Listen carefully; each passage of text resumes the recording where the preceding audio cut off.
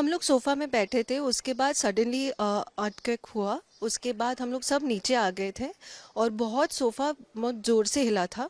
उसके बाद फ़ैन भी हिल रहे थे और टेबल में बॉटल भी रखा था, वो भी गिर गया था। तो उसी की वजह से हम लोग नीचे भी आ गए और डर के मारे सब लोग इधर ही है। तो बहुत ही भयानक हुआ था। 4.9 था। तो अभी देखते क्या होता है। আমরা বসে সবাই গল্প করছিলাম। তো গল্প করতে করতে হঠাৎ দেখলাম যেন সোফা ধরে কেউ কাঁপিয়ে দিল। তো সবাই বসা আছি, এত মানে ভয় লেগে গেল, তখন বলছে ভূমিকম্প হচ্ছে, তিনজনই চিৎকার করে উঠেছি। তারপরে সবাই মিলে নিচে নেমে আসলাম। নিচে নেমে এসে এখন তো যাই হোক সবাই এখন মোটামুটি বলছে, নিচেও অনেক লোক আছে, তারাও বলছে যে হ্যাঁ ভূমিকম্প হয়েছে। 5 তীব্রতা 5। হ্যাঁ ফোন আমার ফোনে সেদিন যেন বুঝতে পারি, আমি বুঝতে পারিনি, উনি খালি বুঝেছিল। আর আজকে তিনজনই বুঝতে পেরেছি।